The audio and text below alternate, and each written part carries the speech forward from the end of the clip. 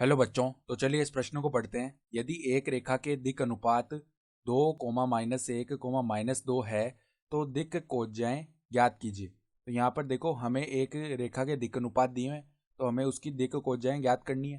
तो प्रश्न में आगे बढ़ने से पहले इस प्रश्न से संबंधित जो मुख्य उदाहरण है उसकी हम चर्चा कर लेते हैं। तो देखो, मुख्य उदाहरण, यदि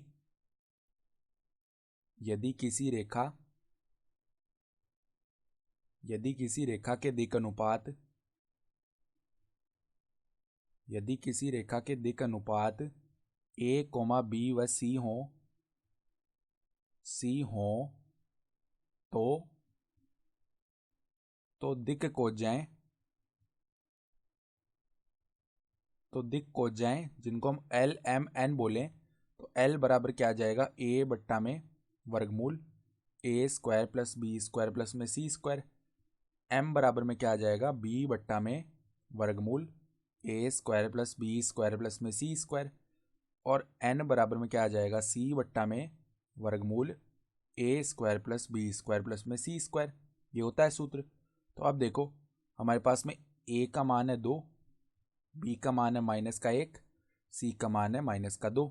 ठीक है, ये मान सवाल में दिए हुए हैं। तो अगर हम दिक् कोज्याएं लिखें तो एल बराबर में क्या आएगा, 2 बट्टा में वर्गमूल, यहाँ पर 4 प्लस में 1 प्लस में 4, ये बनेगा। यानी इसका मान है 2 बट्टा में वर्गमूल 9, यानी कि 2 बट्टा 3 बन जाएगा।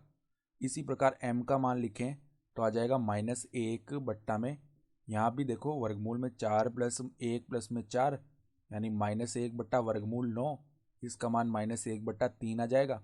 और एन बराबर लिखें तो क्या आएगा, -2 बट्टा में वर्गमूल, यहाँ भी 4 प्लस 1 प्लस 4 आ जाएगा, यानी -2 बट्टा वर्गमूल 9, यानी ये मान हो गया -2 बट्टा 3।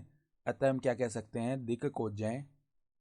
अतः दिक् कोज्याएं क्या आ गई, देखो दिक्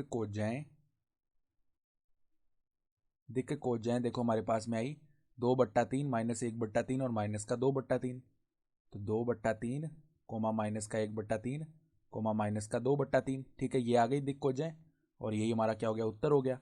तो आशा करता हूँ कि आपको ये प्रश्न समझ में आया होगा। धन्यवाद।